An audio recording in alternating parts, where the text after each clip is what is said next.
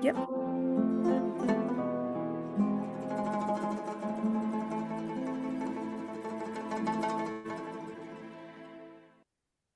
Good afternoon, good evening, good morning, salam. Welcome everybody to MACFEST 2026, to a very, very special event about the Punjabi Sufi tradition. And today's host is Rona Whiteford.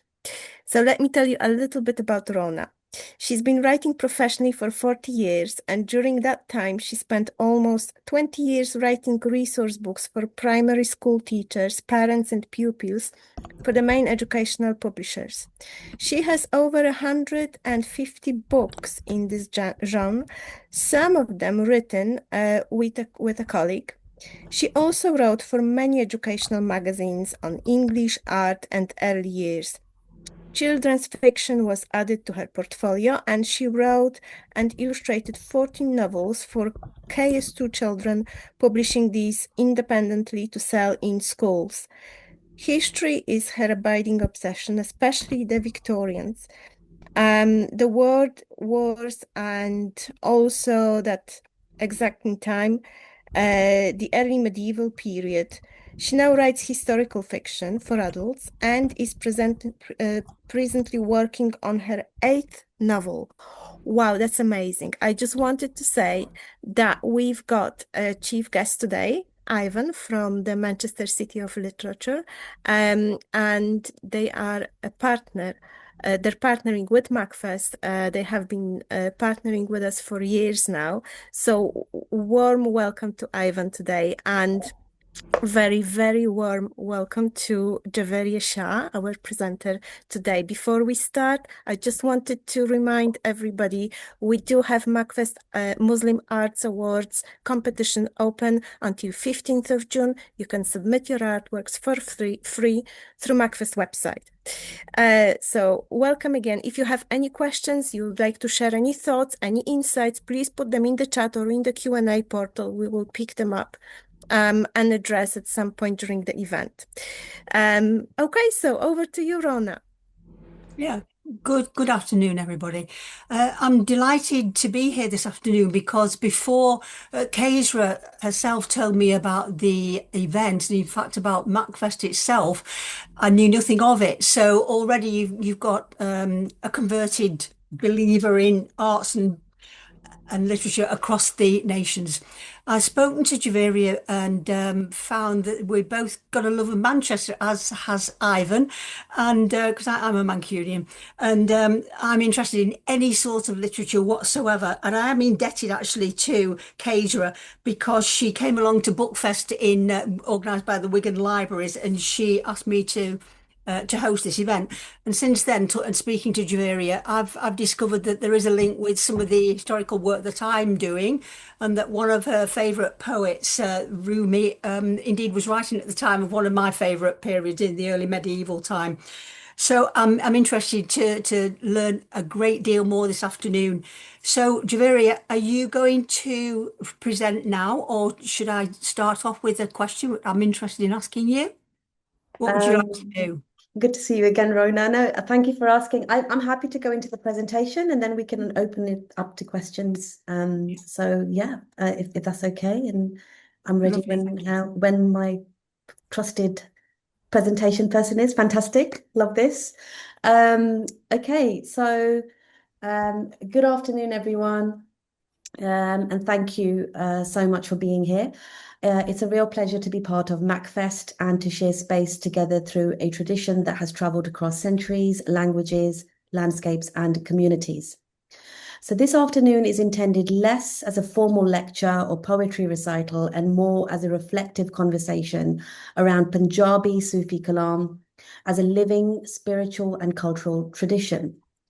For many people across Punjab and the wider diaspora, these verses are not simply texts to be studied.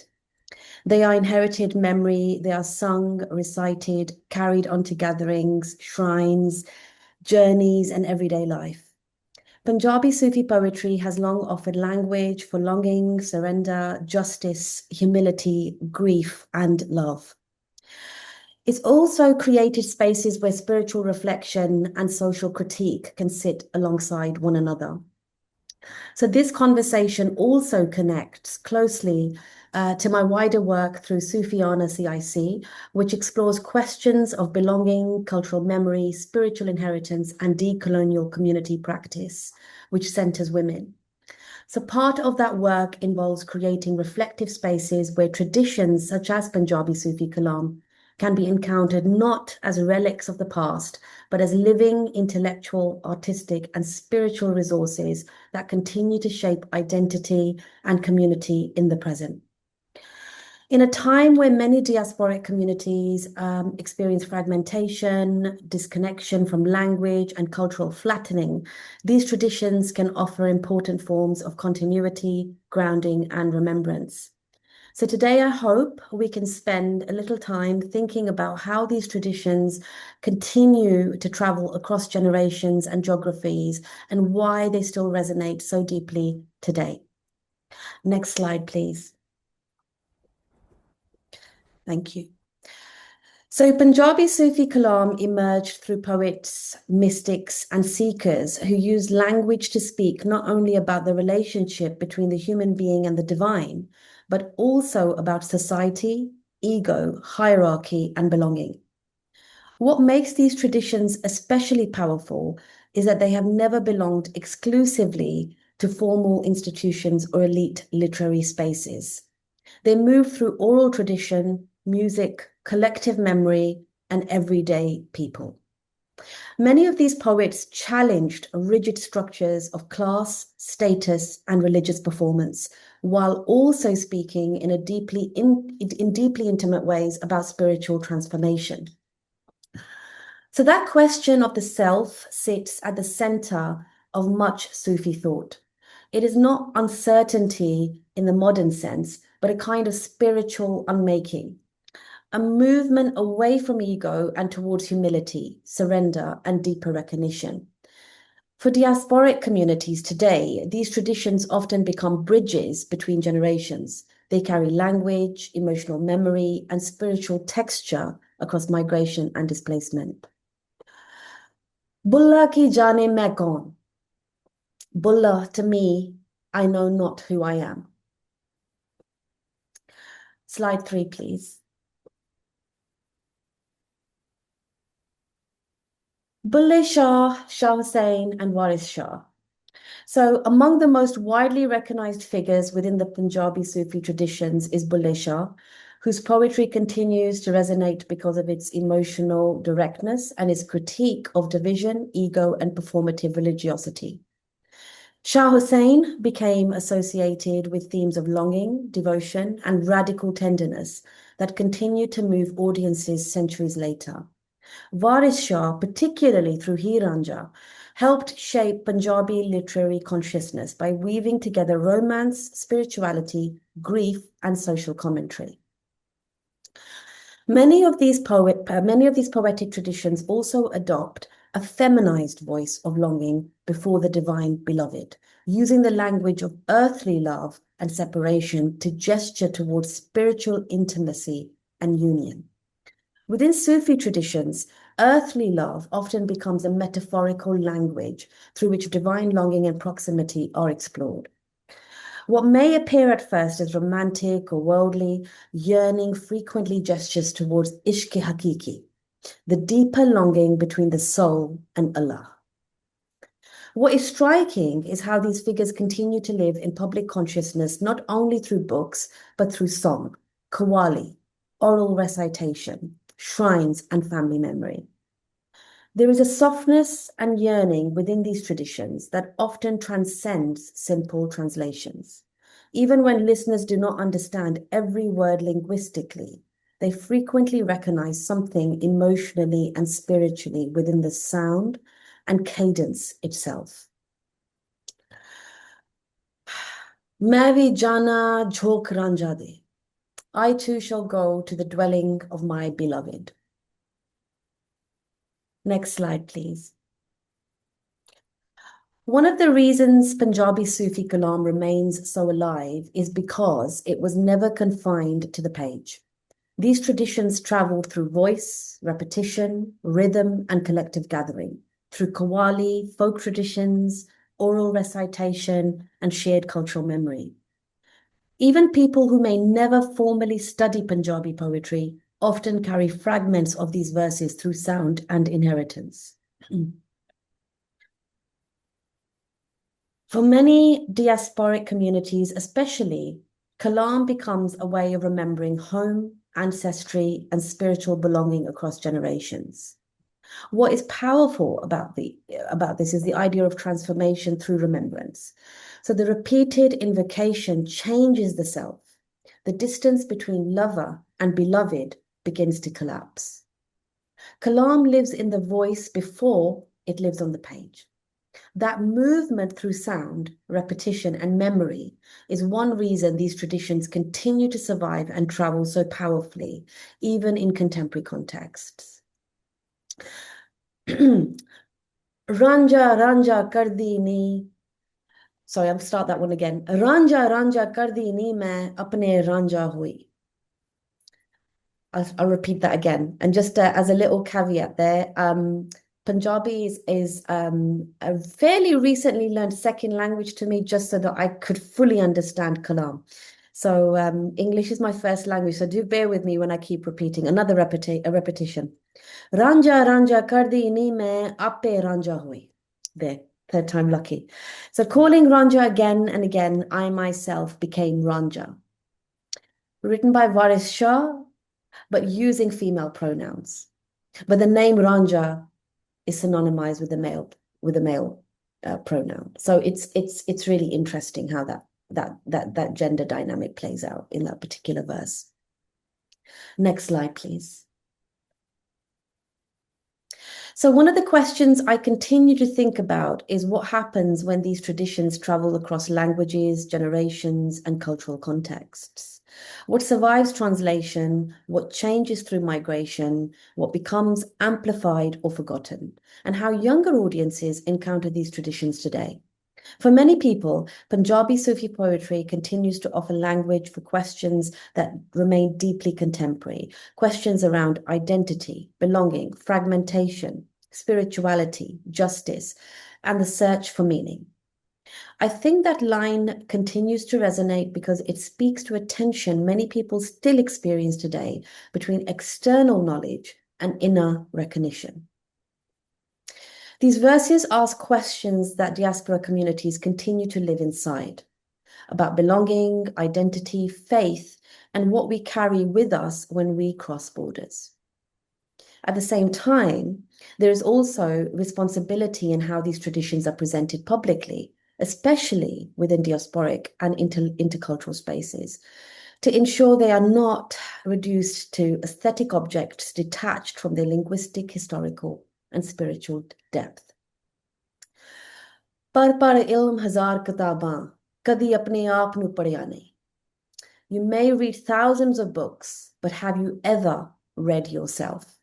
That's a loose interpretation, and that's by Bulleh Shah. My final slide, please. The next one. Thank you. So I hope this short introduction offers a small grounding into the richness and complexity of Punjabi Sufi Kalaam as both literary tradition and living inheritance. These traditions continue to travel through language, music, memory, migration, and collective experience. They remain dynamic rather than fixed, living rather than archival.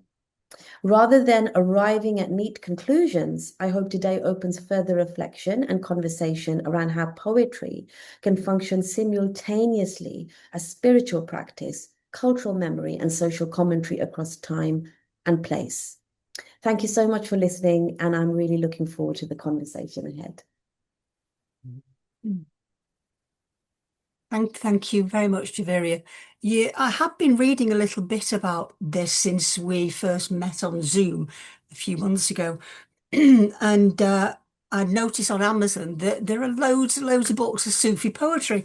Would you recommend looking there for some examples? They're written in English or, for this particular culture, obviously, but I'm sure they're translated into others. Would you say that a translation in English gives a good impression of the whole culture? I think that's a really important question. I think it's as with any language, Rona, you will lose things in translation. And Punjabi is a very rich and complex language. One word can have up to several different meanings, for example, depending on how it's used. But what I would say is that if one wants to sort of dip their toes in, a good start is a translation of Hiranja. And Hiranja is not a super lengthy piece of prose, but it is accessible.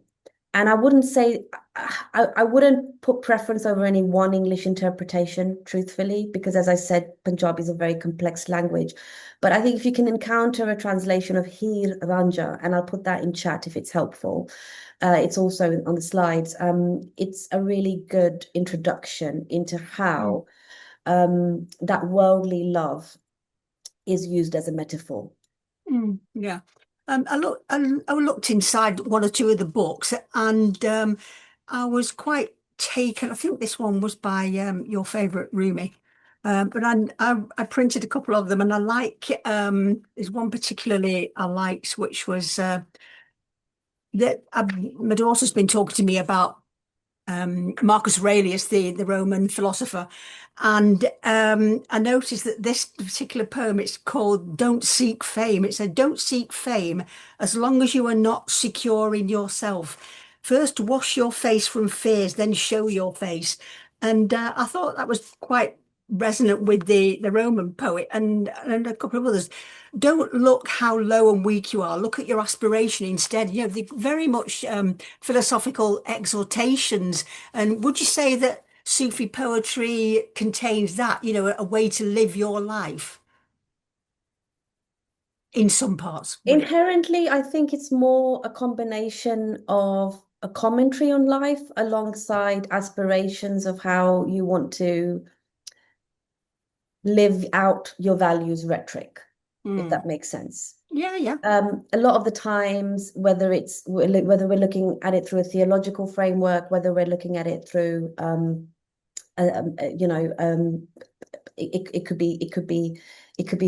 be sectarian, it could be non-religious, it could be any kind of values-based framework. Even if you look at it from an organizational context in terms of the policies an organization writes and the culture an organization has, there's always been a missing link between the rhetoric and the practice. And that's always been a huge challenge. And I think what Sufi poetry particularly does is through an accessible format of art and accessibility, it names that, but it also encourages that it encourages the individual to step out of that desire for that external validation and to start going more inward and be more aligned with their values. And I think that's really powerful. I mean, there will be resonance across other frameworks, other thinkers, of course there will be, but Sufi poetry is very much rooted in Islamic mysticism. And I think that's one of the reasons why it's always anchored to that idea of being the best version of yourself. And the best version of yourself, a true Muslim, so to speak, is not someone who's going through the performative religiosity, but lacking the humanity, if that makes sense. Yeah, absolutely. Very, very resonant for today. But I like the quote from Bulleh Shah, you may read thousands of books, which I have, but have you ever read yourself? Well, probably not. You know, that's a very personal, that's a commonality across cultures, wouldn't you say? 100%, 100%. And I think it's quite a difficult truth for many of us to sit with, actually. Yeah. You know, because I think we ourselves are just so we're so complicated. If we were to truly read ourselves and also read ourselves in the context of how we've evolved over time and shifted, you know, that could be a whole PhD in itself. That evolution of the self is very important, and I can see how this poetry can help with that. I mean, even in the context of present news items, people are being brought to task for things they said 15 years ago when they were different people. these are politicians, obviously, and they're always in the limelight, or celebrities or whoever. But yeah, do we recognize the person you were 15 years ago?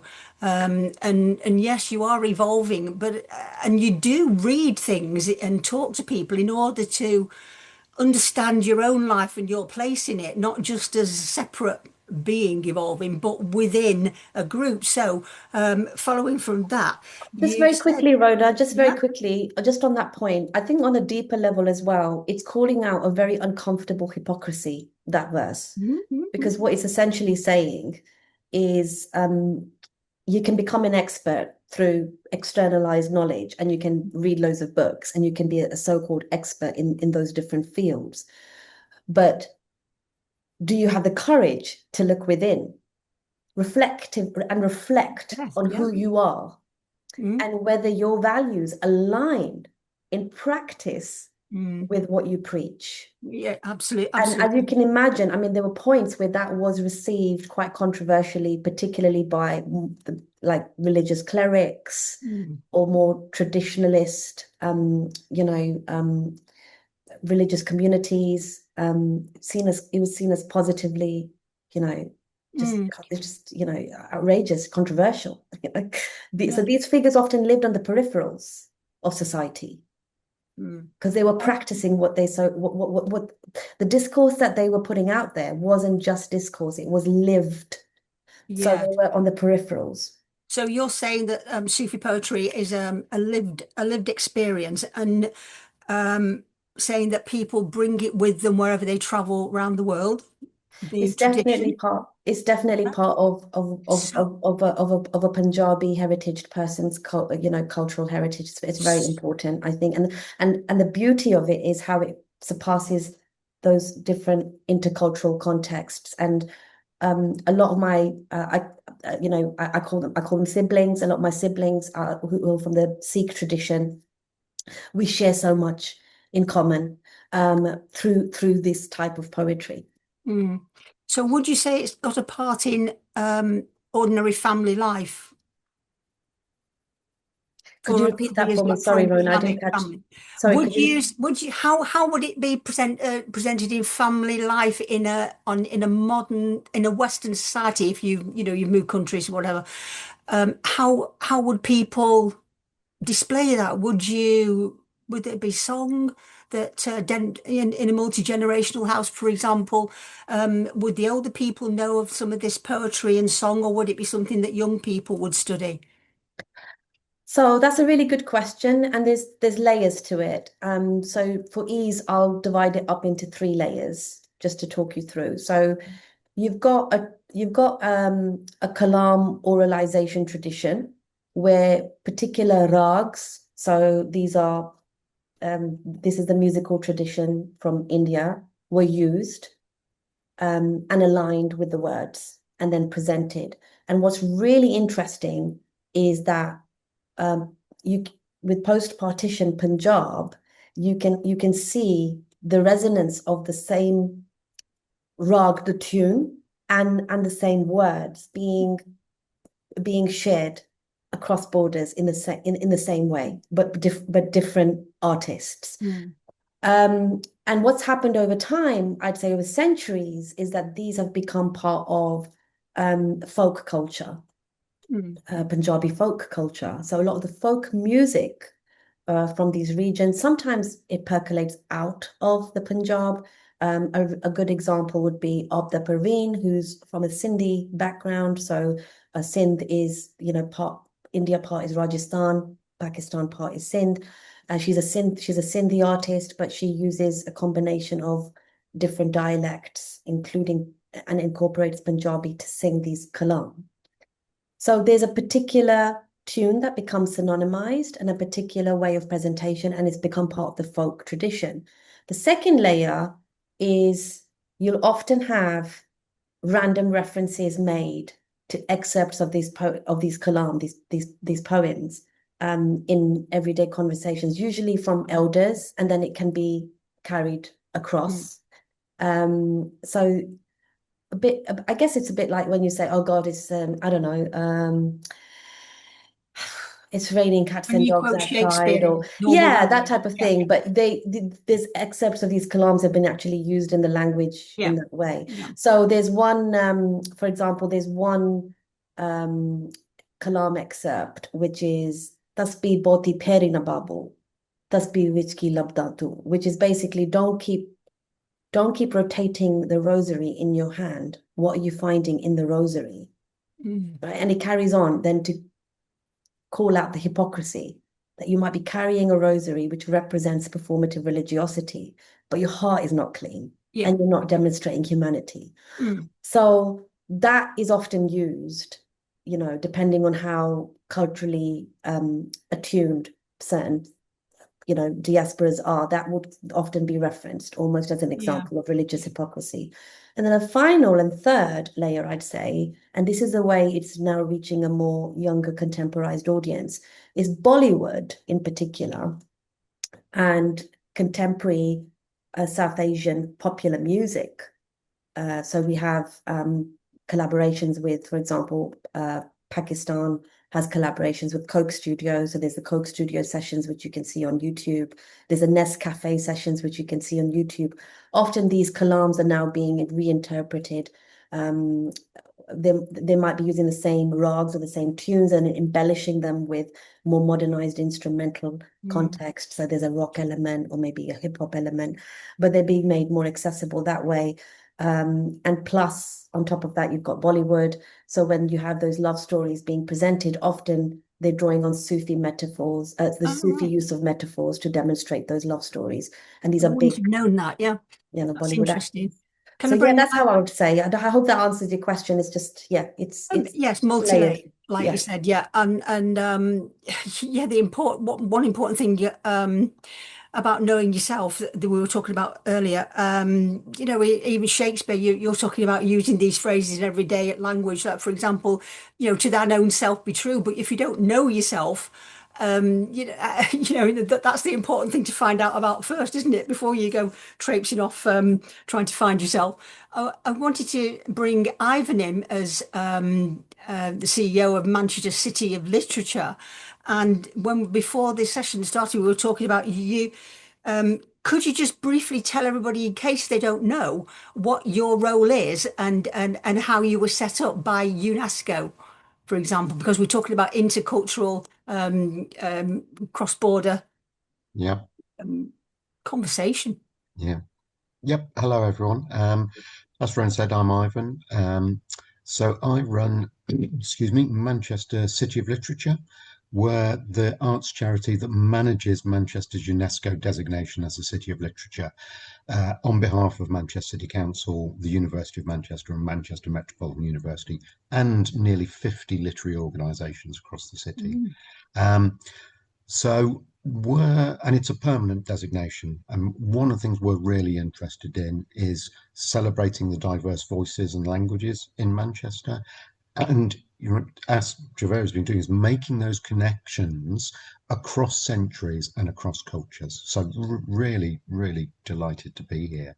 I had a question for you, Javeria, Sure. and then I can talk a bit more about what we do. But it really struck me just how potent some of the poetry was through its brevity and its directness. And again, it feels very modern. You could see young Yeah. audiences really responding to that.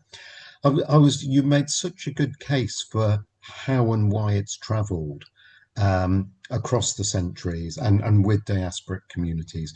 I'm quite interested. Do you think if it had been printed, would it have had the same journey or not? You've made such a good case about, it's from the periphery, it's a folk tradition, it's carried by voice, but there's almost like a Western European tradition that would want to print something and bind it and hold it that way. So just your thoughts about whether it would travel if it had been printed. I mean, that's a really interesting question. I think what I would say is it wasn't exclusively carried through voice. So it was also printed. And in fact, the in, the incredibly, beautiful humanistic kind of Sikh traditions, have captured in writing a lot of the Kalaam, you know, and it's used as part of those traditions in many ways, and which is just incredible in keeping that revived and keeping that strong beyond just something you're engaging with poetically, if that makes sense. But I think if it was solely reduced to print and that was the only form through which it was being shared, probably not, because again, that can link to wider areas of consideration, such as literacy levels in those regions, how people engage with art and creativity and poetry.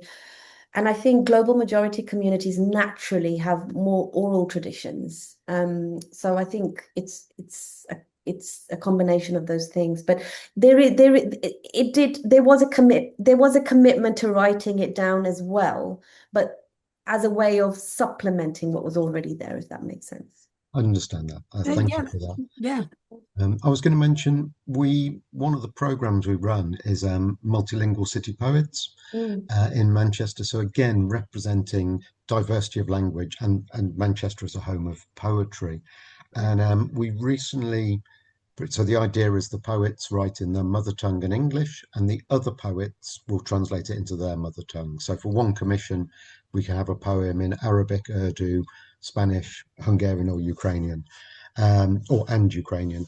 But we did an anthology of the first 5 years, and we took the title for the anthology from a line in a poem by Anjum Malik, which was "The Lightest of All Luggage." And it was that idea of that, you're right, diasporic communities, might have to move at short notice, might not be able to take many things with them, but language is the lightest of all luggage. Yeah, I just wanted to share that with you. I thought it was really resonant. Very powerful. Thank you for sharing that. And that perfectly captures, I think, the experience. Thank you. One point I'd like to make from that, about the oral tradition and Javeria to speaking about them coming alive when spoken or used it in song. If you look at Shakespeare, for example, a lot of people have read Shakespeare at school, and in my generation, it was fairly dull at the time, the presentation, because there weren't the travelling theatre groups, and there wasn't the television production that there is today. But for example, something like Romeo and Juliet played in the Leo DiCaprio film with Claire Danes as Juliet.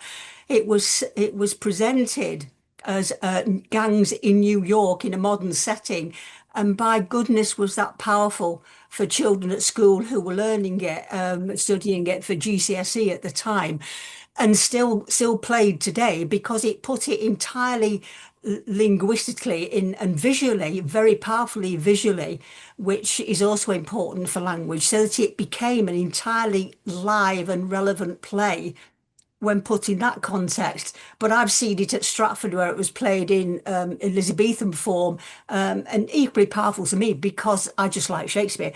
But I think for young people, that presentation, as you're saying, putting it into song for people whose literacy skills might not, or they might just not simply be interested in reading, but they might be a visual person. So I think that's a very important point that you made about that oral tradition. And also, Ivan, your organisation disseminates works of all sorts across Manchester. Can you see a Sufi poetry event, in the form that Javeria has explained to us? Can you see that happening in Manchester? Would it be something you'd be interested in? Absolutely. We tend not to put on our events ourselves. It's all about our partners. But I know, for instance, we put on through our partners, whether it's universities, other organisations, put on Mushairahs previously. I know there is a poet who's worked with Cameron Sajid, who's very interested in Punjabi work. Yeah, you're nodding. So yeah, there's definitely. There would definitely be interested. Manchester Poetry Library run a multilingual open mic. There's definitely ways that we could be looking at that. Great. Yeah. I mean, I feel like it's a very powerful medium, and it's a way that brings communities together. And I think in the current climate, especially the South Asian community particularly is is feeling a lot of pressure, and there's an element of fragmentation, and there's a lot of flattening of our identities, a lot of homogenizing and synonymizing. And I think Punjabi Kalaam particularly is a beautiful way of a shared heritage between Sikh and Muslim Punjabis, for example, where you can come together and appreciate something that is really inherently part of your heritage and is shared and is joined. But it also travels across, borders, it travels across languages. I think what's interesting here is because Rona, you've mentioned a few times, you've mentioned some sort of you've mentioned like sort of a Western reference point. So I think what might be quite helpful here is the only poet I've come across personally who I felt captured elements of that Sufi sort of metaphysical unpacking was Andrew Marvell. And particularly I can't remember the exact title of the poem, but I think there's a dew on a rose or something along those lines. Forgive me, I'm going back decades in my memory recall now. But Andrew Marvell is probably the only poet I've come across where I felt actually he's presenting metaphor in a similar way, and he's exploring things metaphysically, which could align very much with that Sufi approach and mindset. Yeah. I think also what's interesting, and I think it needs, I wouldn't be a decolonial scholar if I didn't reference this, is we have to recognize that there are traditions which have inspired traditions here in the global north. So global south traditions that have inspired traditions in the global north. And I think part of recognizing is to honor that and to recognize where things begin.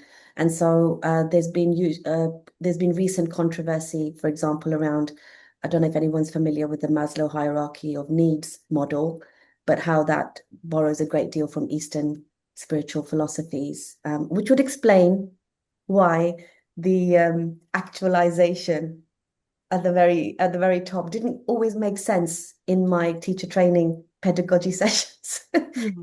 Because in Sufism, that would be being one with the divine, as in the last stage. You left this dimension, you're on to the next one, death.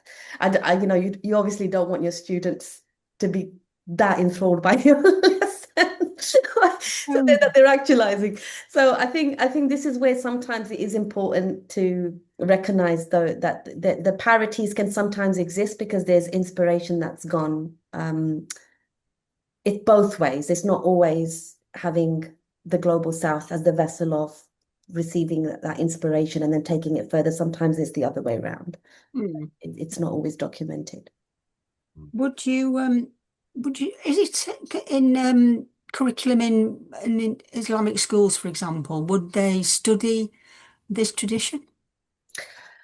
Good question. I don't know. I've never been to an Islamic school, but what I can say is that I think Islam itself is a very nuanced faith with many layers, as is with all faiths. Sufism is increasingly becoming identified as a sect, which I think is problematic because it's not really a sect, it's an approach. So, for example, if you look at this idea of taqwa, which is God consciousness, striving for God consciousness, and that's what Ramadan's about. You're striving for God consciousness. So by limiting your bodily interaction with your surroundings for a month, including fasting, but there's other elements to Ramadan, you're striving for going deep within and activating those elements within you. Sufism's doing that, if it's done properly, all the time. Right? So that can be incorporated into any sect, whether it's Shia, Sunni, Wahhabi, Salafi, it can be any sect potentially. But I think part of the issue is framing and how information is being shared, and who decides how that framing is going to go forward. If you have a religious establishment that is very traditionalist or quite very strongly rooted in a very particular framing and understanding of Islam.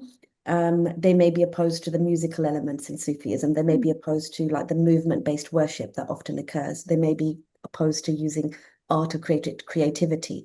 On the other hand, you might have other sects which are more open. So depending on whether the school aligns with a particular sect, depending on whether it's giving a holistic insight into Islam, which would include taqwa, God consciousness, I could say there's potential to cover it as curriculum content.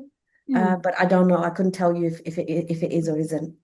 Just wondered, in the light of hoping to find commonalities and across cultural conversation, sometimes we find any sort of literature I find is, as I've just explained about or suggested about Romeo and Juliet on that particular film, it depends on who's presenting it. And I think in modern society, globally, we're very keyed to the visual and the performative, so that any kind of poetry performed by an excellent actor can bring out not only their own interpretation, but perhaps hopefully the poet's own meaning behind the verse. So do you think that there is a place to, have famous actors portraying this poetry? I mean, you already mentioned Bollywood and the type of story there, where it's a very powerful and globally popular medium. Is that the way to gain even more cross-cultural I think going back, I mean, that's a really good question. Rona is making me think in real time right now. It's such a good question. I think really, to be honest, if we were to go to the tradition itself, the root of the tradition, the originators of the tradition, and align with their authenticity, which often came at the cost of social acceptance. It would not be so much about the popularity of the medium for the sake of its popularity. It's more about, has it been understood in the way it was meant to be understood, if that makes sense. Yes, yeah. So I think while I mentioned one of the layers being Bollywood as a means through which the mediums are often sort of shared, I think what I would say is often that metaphor gets lost in its representation of the divine and the soul love being represented as worldly love between a man and a woman, usually in Bollywood. It gets lost in translation. So you end up with just being literally focusing on, this is like an all-consuming, obsessive love that the man or the woman feels for the other. And so you end up with quite not every text, but some, a very simplified, kind of indulgent representation. And with the word ishq, for example, ishq is a very big word in Sufism. That's often held alongside the word fana. Fana means just to be completely all-consumed. In your love for the divine, where you lose all care for the avatar, essentially, and it's just the divine. Yeah. And ishq is that highest level of love that you can feel for the divine, where you stop caring about external validation, you stop caring about what people think, you just want to please Allah, right? But you want to do it through humanity, through actions of humanity, like humanist actions. So I think what's interesting here is you see that sometimes represented in Bollywood, but it's represented as in the man feels that for the woman, or the woman feels that for the man, right? And a story that comes straight to mind is Devdas. Devdas is a film which has Shah Rukh Khan, who's one of the highest paid actors in Bollywood, one of the most popular actors in Bollywood. And that consumption, where you end up self-annihilating. Yes, it gets some of the themes across. And if someone wanted to pick that apart and look at it a bit more in detail, they probably could come to their root sources. But I think it's it muddies the messaging Yeah. to some degree. So that's Bollywood thrown out of the discussion then, No, basically. Bollywood's fine. I don't have anything against Bollywood No. at all. Yeah, I actually am an avid watcher of Bollywood, so I don't have a problem with Bollywood. yeah. Ivan, bringing you back in terms of I'm not meaning to saying you're more of a purist than Bollywood with your Javeria with the poetry. But is there a place in any of your partnerships across the city where they would do some performances of Sufi poetry, for example, that would catch the imagination of other poets, maybe a collaborative poetry event with all the different languages which you mentioned earlier, something like that. I think that sounds quite attractive to me, actually. Yeah, almost certainly there will be. And, even though I have this role, I don't know everything that's going on in the city in terms of literature. So Oh, almost certainly there will be people writing, performing. It will be appearing in film and in other ways, both Punjabi poetry, Sufi poetry. So it will be present. I'm sure in places like John Ryland's library, there'll be examples of the poetry. Um, uh, and within the universities, I'm sure it'll be studied and referenced as well. So it's definitely there. Um, I I was going to link back. I suppose my real interest, or one of my real interests, is ensuring that literature is accessible and understood by people. It's not a rarefied, well, that's um, what I meant. Yeah. yeah, art form. And just even from the short presentation, Javeria, just some of those examples, you're right, back to the brevity and directness, it really does speak to this time and this century, doesn't it? So I think there's something that really appeals there about that way that anyone from different cultures or different ages, different experiences can pick this poetry up and get something out of it. Um, 100%. there was a wonderful phrase you used earlier, Javeria, which was radical tenderness. Hmm. And I don't know, could you say a bit? And I at first I took that more about, if you like, the generosity of the poets, but just what you were talking there, linking it then with God consciousness. I wonder, is that twofold or is it even more layered than that? So yeah, if just say a bit more about radical tenderness. I love that phrase. Sure. So in Islam, um, when Allah references, um, when references are made to the love that Allah feels for for humanity, for the souls, one reference that's often used is that He loves you more than 70 mothers, right? And he self-references as merciful more than any punitive language in the Quran. And the root word for mercy in Arabic is rahma. And that word also can mean womb. So there's a special connection here between the use, the role of the woman especially, which will explain why a lot of these poets are using the female pronoun quite often whilst speaking in first person. Secondly, you've got this connection between whenever Allah self-references in a merciful context, quite often female pronouns are used. Thirdly, the fact that you have mercy, and which is rahma, raham, it's being synonymized quite often with traits such as humanity, empathy, care, love, So looking at all of these different components, a way to understand it is that essentially when we're saying radical tenderness, what we're saying is that the things that we use to pathologize quite often women So this idea of, too emotional, like all those Victorian kind of classifications, too Victorian, too this, too that. It's actually let's take it out of the gender fold and let's put it in a human fold.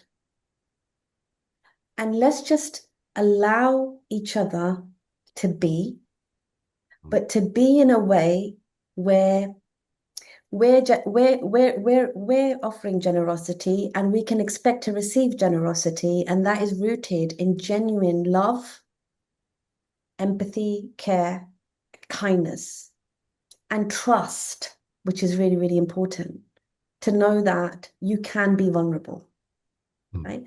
So it's yeah, I mean it's quite something. It's quite something. And I think if we look at Reverence Shah in particular, who was proposing radical tenderness, his writings really resonate on so many levels.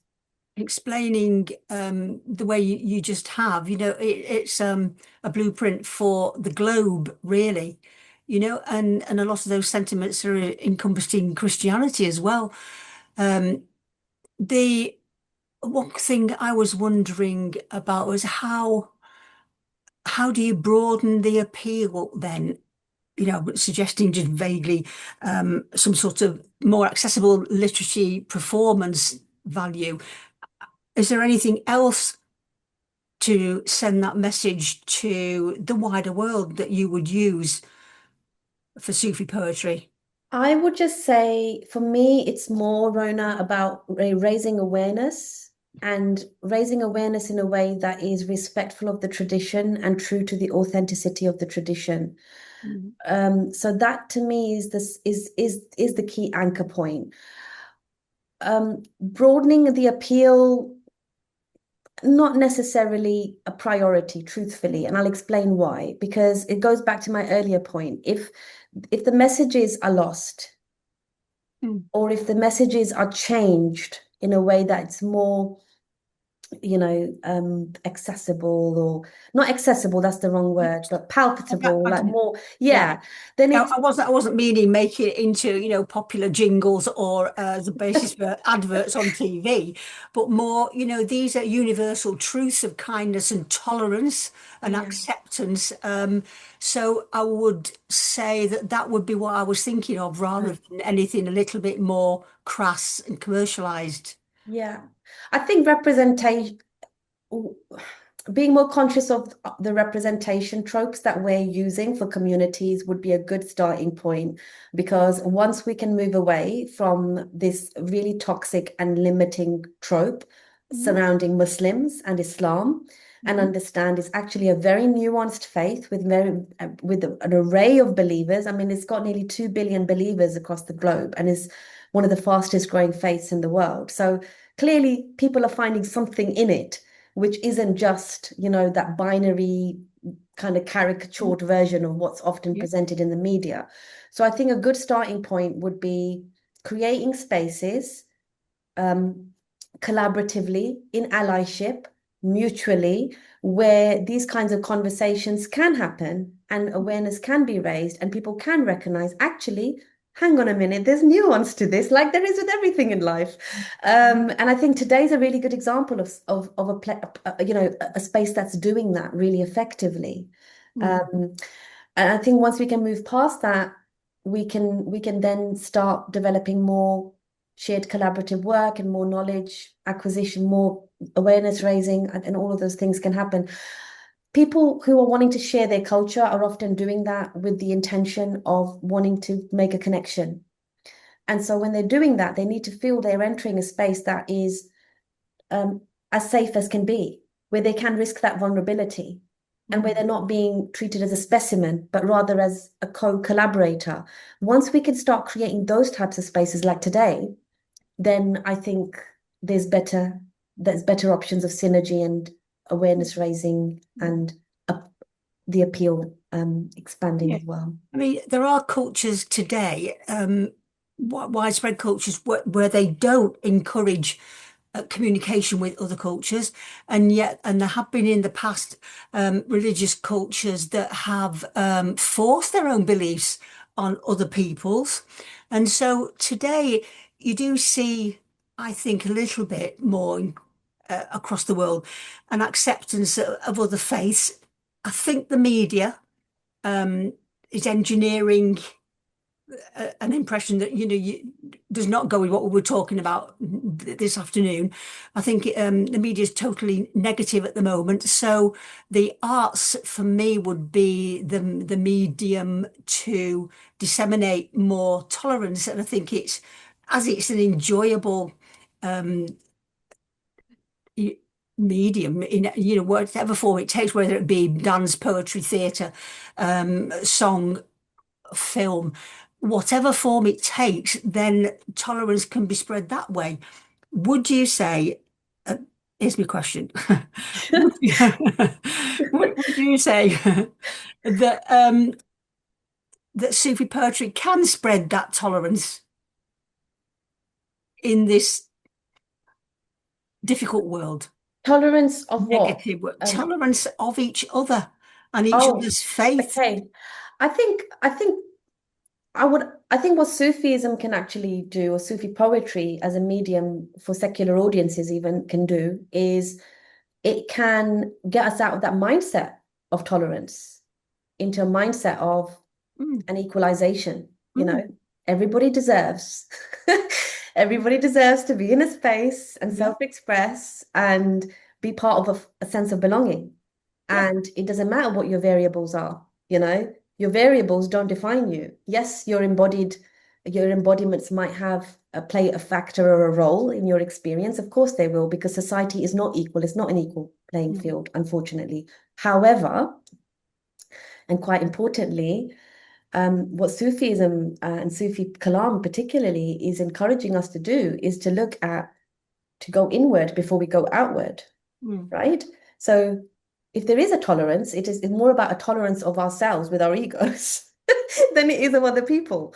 So know yourself. You've read the thousands of books, but do you know exactly. you read yourself? Exactly. Yeah. So just two personal questions really. One's for Ivan. What's your favourite form of the arts, and then also that one to Javeria. Go on, Ivan. What's Gosh, your that's a big question, isn't it? I mean, I've been asked, and just recently, favorite book, and I can't isolate, for instance, a single book, and that changes over a period of time, doesn't it? So I think, to me, I was talking with you earlier, Rona. My entry into the arts was through the local library, being able to borrow books. So, and I've subsequently worked in dance, in theatre, in other art forms. And I appreciate them all, but there's something about books and storytelling and the connection that brings to other people and other cultures that has just stayed with me since a child. So if you're going to put me on the spot, that's what I'd probably go with. Yeah, and being read a story as a child, that's the cultural tradition, isn't it? So what about you, Javeria? What's your most important art form? I'm definitely a film buff. My original background was film studies, and I stuck it out till my 20s. Like studied it up to postgrad. Was heavy in filmmaking, and then ended up teaching it in college to A levels and BTech students for about 11 years. So film and media, but film I think is a Very really powerful. powerful medium, and the Yeah. way that all those different components of sound, performance, mise en scène, the way all that can come together and create a real tacit emotion, tacit feeling, things that you can almost, I don't think you can get that. For me, I can't get that from any other medium quite in the same way. No, I agree. I'm hard pressed to choose actually because I like all the arts. I adore going to theatre. I particularly love going to Stratford. Before lockdown, we went twice a year to see whatever was on. My daughter and myself, or my husband and myself. And but books, I'd have to say Wuthering Heights, to be honest. That's my Okay. all-time favourite Fantastic. forever. And but theatre, yeah, I mean, it's the visual, isn't it? I was talking about earlier. And we watched really, I suppose you'd have looked at it on Netflix and thought this is a stupid shark film. But do you know, my heart rate just went up and up when people were being eaten left, right, and centre, and it was silly. But It was very powerful visually, and there was unusually for one of these sorts of films, there was a lot of conversation and good human interest in it because people were actually sacrificing themselves and so on, and saving people. So there was quite a philosophy, if you like, a philosophy underneath it. But I agree with you. Yeah, film is one of our most powerful medium. I mean, And you've mentioned Shakespeare a few times, so I'd like to I'll make a few recommendations and email to you. But yeah, just to speak them out loud here. So you've got Riz yeah, Ahmed's Hamlet, which just I think recently has come off the cinemas. It's doing its rounds in America. He did an incredible job. Stuck to the same register as Shakespeare. So, but it's in a South Asian context, a British yeah. South Asian context. And then if you look at sort of Indian art house, which is different to Bollywood. So Indian art house representations, you've got Heather, which is their Hamlet, which is set in Kashmir. Oh, It's a really fascinating adaptation with Shahid Kapoor mm, and Taboo. And then you've got, Leila Majnu, which is again based on like a Sufi depiction, metaphoricizing, divine love with worldly love. However, they they synergize it with Romeo and Juliet. So mm, it's called, yeah, so that's called Leila Majnu. And so there's loads of examples where I feel it can be a really powerful medium in bringing cross-cultural dialogue together yeah. in a way that isn't so obvious and in your face. Yeah. It can be Well, yeah. entertaining. Yeah, Yeah. some films are so powerful. So some teenagers were talking about seeing Romeo and Juliet, and one of them said, "Oh, it's just out. It's really new, So they've been there for hundreds of years, but they've no idea about Shakespeare. It was just a Yeah. really great story that had just come out, on the cinema. So it's got the power, hasn't it, cinema, to touch you on every level, visually, auditory, and so on. Yeah. One question again for Javeria. So, would you say that this poetry plays, well, what sort of importance is it in your life? Gosh, that's that's an existential question if I've ever heard one. It's great. I need to really reflect on this. Being a born and raised Londoner, I call myself a post-colonial Londoner, because it's you're straddling lots of different identities. You're straddling your national identity, whereas you won't always feel nationally accepted. And then you're navigating that alongside your heritage-based identity, which is often based on, uh, you know, elder memory, truthfully, and romanticizing and nostalgia to some degree.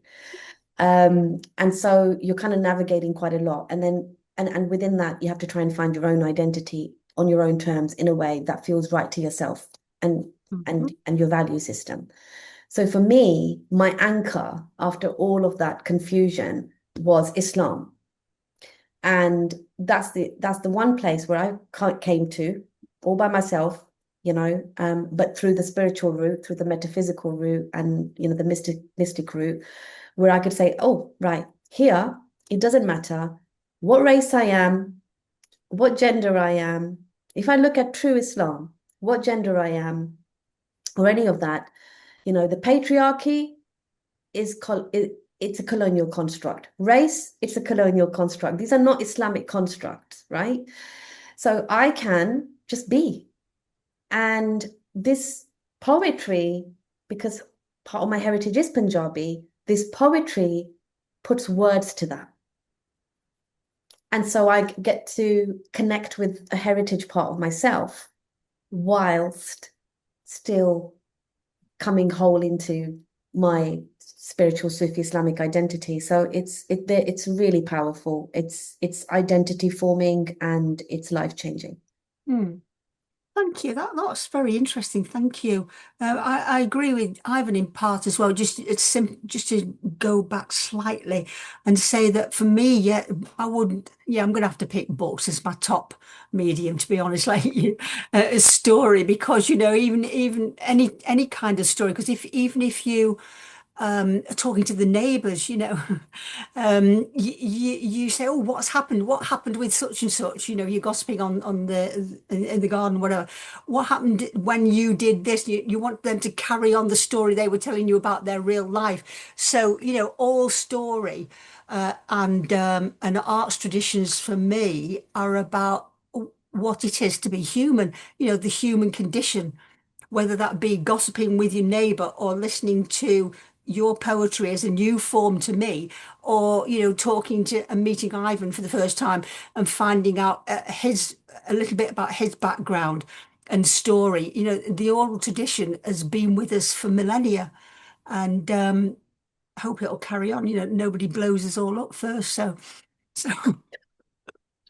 so yeah. So tell us a little bit about Sufiana, Javeria. Yeah, sure. So Sufiyana was a seed and an idea which sort of slowly grew over many years into a passion, and I decided to articulate it finally last year. So we became a community interest company. We formed in April last year, and the engagement's been incredible. I mean, we clearly have come in with something which is very unique.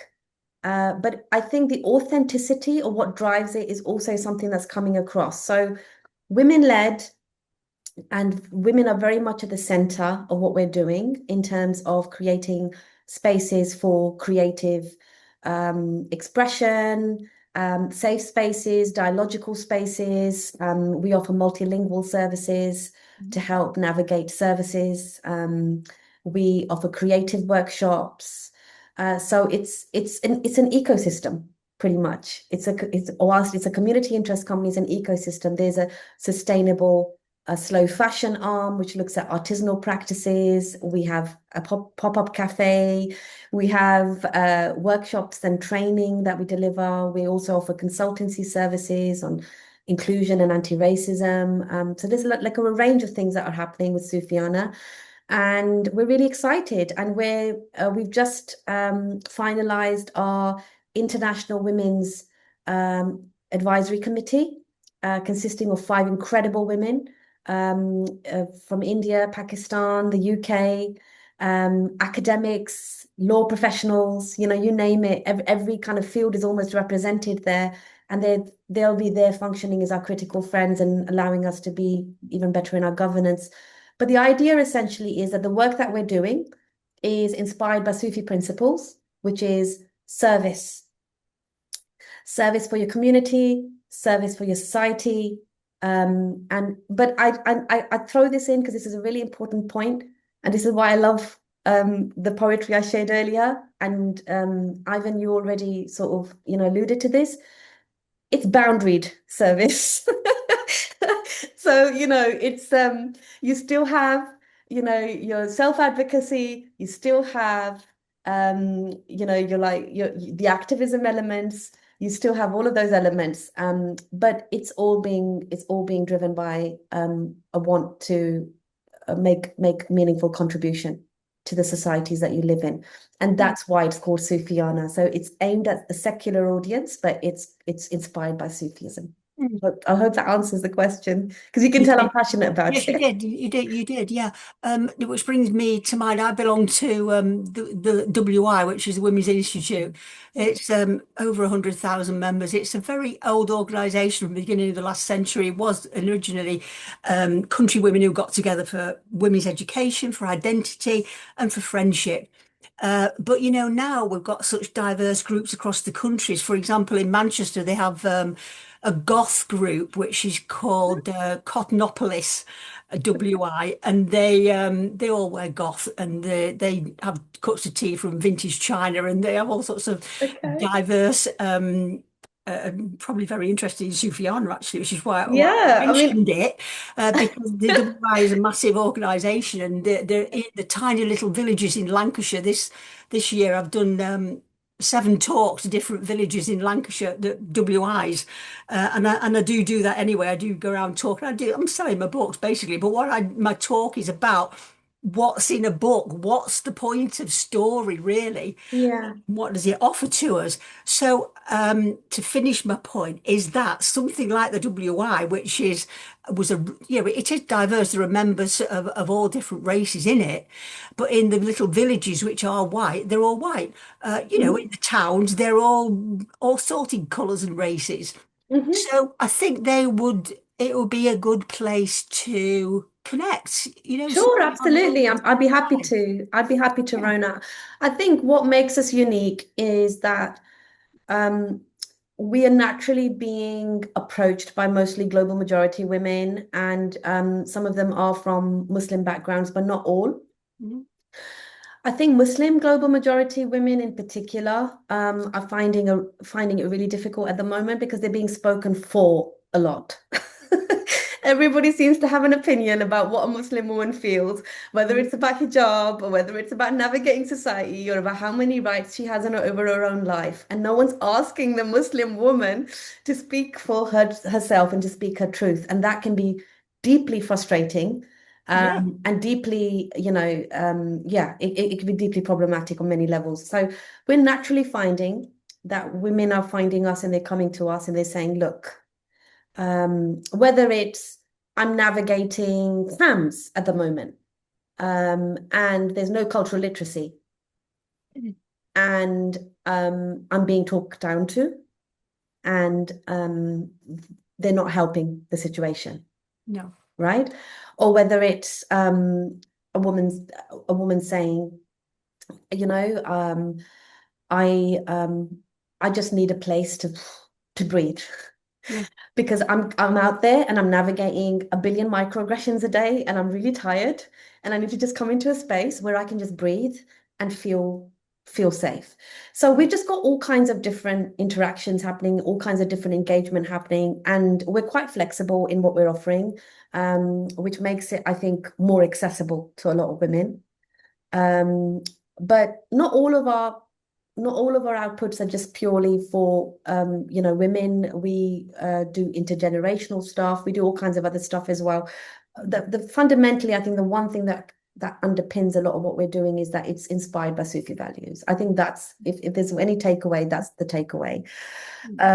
But yeah, absolutely. Always open for collaborations, always open for associations and partnerships and things. I mean, we're very open. So anybody that's interested, please get in touch. Well, I'll contact the Lancashire Federation. There are over 100 different WIs in Lancashire, for example, I think. I'll contact them and just put them on to you anyway, just to see Sure. whether there's any sort of thing that can be done together, because that would be interesting. I just wanted to ask Ivan, actually, when we're talking about the effectiveness of SUFIYANA and about the poetry anyway, obviously it's the point of the afternoon. How effective is the UNESCO designation, your city of literature? How effective do you think it is in the cultural life of Manchester? I know it's a hard and all-encompassing question. Big question. Well, there's something about, Manchester got the UNESCO designation because what it was already doing Yeah. in terms of multilingualism, historic libraries, public libraries, specialist independent libraries, 2 university writing schools, 3 specialist writing agencies, not just hundreds, thousands of authors in the city. And then if you're looking historically, there's Thomas de Quincey, Elizabeth Gaskell, Anthony Burgess, huge range of contemporary writers. So I suppose it's already doing that. I think what's helping us now is the UNESCO branding, I suppose, helps open doors. It helps brings together all that sector, all the literary sector. We've produced, it's just focused on the city centre of Manchester at the moment, but a literature map. So it makes a link between a lot of the public art that's about to link to literature, about those historic libraries, bookshops, spaces for reading, historic houses like Elizabeth Gaskell House. It links those all together. Yeah. And it also brings the sector together. And then I think part of our role is how we can tell that story externally. So again, we will work with the Tourist Board and a lot of other partners. So it's, as I say, the UNESCO designation happened because of what was already going on, but it has enabled us to deliver even more. And certainly the Festival Libraries, which starts main part of it starts next week. It's 120 events in libraries across 5 days across Greater Manchester. That was one of the ideas that came out of the process of putting the bid together to UNESCO. Yeah, Libraries are so important to Manchester. How can we really celebrate them? So the designation has helped us bring the partnership together to deliver that. Yeah, that's very interesting. I'm going to a book festival this week in Lee Library. I was telling Ivan before we started, where I met Kezra last November. It's local authors, 35 authors this time, and it's a networking and a small selling event. You know, it depends. Some people only have one book. One guy's written it in a book in Wigan dialect about life generally. But there are other people that have written, you know, diversely. So that's a very important event, and it's very small, but nevertheless, it's part of this whole huge networking organization, isn't it? Which is it's quite encouraging that the arts are actually working, if you like, for peace, which, which appeals to me particularly. So, do we have any questions from anybody in the audience at all? Do we had any questions arrived from anybody? We didn't have any questions, but we did have nice comments. For example, Nima found this very, very helpful. I don't think we read the bios at the beginning. I mean, we've jumped into the presentation so quickly, and the event was absolutely fascinating. I'm sure there is a lot more to explore. Right, we do have one question now. Do we have an English translation of Kalaam? You can access them quite easily. Today wasn't really about a recitation as such, and there were so many different cross references across 3 different individuals. So Reverence Shah, Bulleh Shah, Ghulam Farid, etc. So, but if you were to just literally Google, and I popped Hiranja into chat before for the so if that could please be shared with the attendees, I'd really appreciate it, because that's the correct spelling. But if you were to type Hiranja English translation into Google, you literally will just get an English translation, and it's not a very lengthy piece of text. But there's many, many kalams. There's many kalams. There's not one. If that Thank you helps. so much. You're welcome. Right, so before we finish, for those who would like to know more, and I do have a question or two for you. So, very quickly, you are a senior lecturer in education and inclusion at the Royal Central School of Speech and Drama, University of London. You are the founder of SUFIYANA, and your work span inclusive pedagogy, identity, diaspora, public culture engagement, with particular interest in how spiritual and literary traditions continue to shape contemporary experiences of belonging across communities and generations. I wanted to know if any particular aspects of Sufi tradition were especially meaningful in your work and your students. I don't know, maybe like the identity issues for younger people, and which ones were especially important to you in your life when you found yourself on that path? So I think what I'd do again is tie it back to the Islamic context to Sufism, which then feeds into Sufi inspired practice. I'm really conscious of doing this because I don't want to inadvertently colonize the concept of Sufism, almost as if, oh no, let's completely make it completely secular and ignore the fact that it's actually coming from a very important Islamic tradition of taqwa, which is God consciousness. So that would be the starting point, I would say, for me, God consciousness, the idea that the divine loves everybody and everything that he has created. So that's whether that's plants, whether that's animals, whether that's people, and the idea that my contribution needs to amplify, needs to support, needs to contribute something meaningful.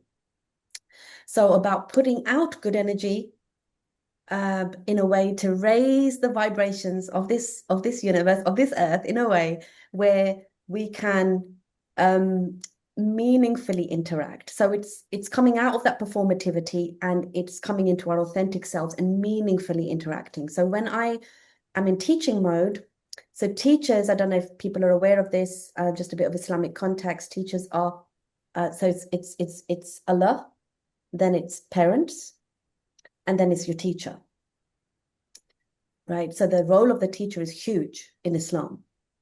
And when you teach, that transfer of knowledge is regarded as sadaqah jariyah. It's a form of charity. And it's believed that when you're no longer on this earth, that charity that you gave, the sadaqah jariyah, will continue bringing you rewards, even though you're no longer in this dimension, in this life. So for me, teaching is about making that difference meaningfully. When I'm engaging with my students, for example, I'm doing it in my authentic self, and I invite them to show up in the space in their authentic selves.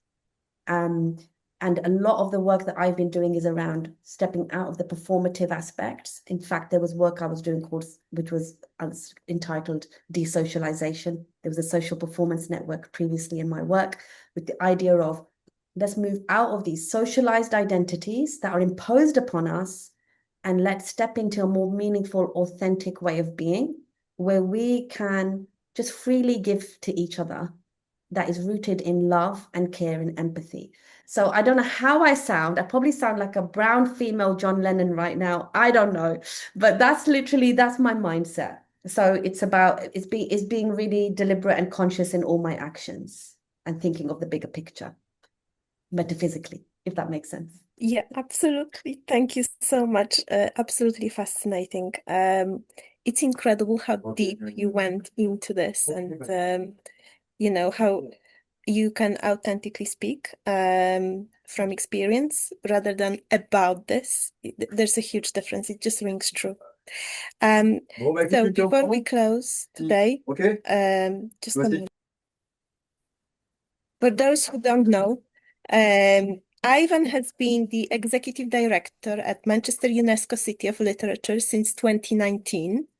In his role, he leads on strategy, organizational development, and international partnerships, as well as overseeing the award-winning Festival of Libraries each June. And he's got over 25 years experience in the arts and heritage sector, leading on business planning, strategic review, and transformation programs, including senior posts, Sadler's Wells, the Royal Exchange Theatre, the Dukes, Arts About Manchester, the Audience Agency, and Dance Consortia Northwest. So yes, I'm glad we said that today for everybody who wanted to know a little bit more. Before we close today, I just wanted to say thank you so much to Javeria, to Ivan, Rona for fascinating, absolutely great, holding the space and all the questions. You brought in so much to this event. Thank you. And to everybody who's creative in the audience, or if you know any artist, Muslim artist based in the UK, we've got the Arts Awards competition open until 15th of June. You can submit your artworks for free through MACFEST website. And tomorrow we've got an event with young people. So if you are free, please join us. It's the international event with young people speaking out on environment. So also putting very good energy towards the future and the communities. Thank you very much for being with us today. Thank you, Javeria. Beautiful presentation. Thank you so much. Nice to meet you, Ivan, and the others. Thank you very much indeed. A fascinating afternoon. Thank you to you, Rona, and to Javeria, and to Ivan. An absolutely amazing session. High quality in everywhere. I can't believe it. I mean, my goodness, Javeria, I've learned so much from you. And Rona, you kept it going, didn't you? Beautifully. From Shakespeare to Bollywood to you name it. And to have Ivan there, I think such a high profile event. 3 masters. Very high profile. Think about it. It's just amazing. Ivan hardly gets to speak much, but you really made him speak so much this time. You really did a beautiful job. And thank you so much to Katarzyna, my lovely lady. who's Thank hosting it, from helping us with this. And of course, Hajra. Okay. Thank you, obviously, to Thank all you. our audience from around the world and wherever they're sitting. Okay. Assalamu alaikum wa rahmatullahi wa barakatuh. Thank you. Thank you.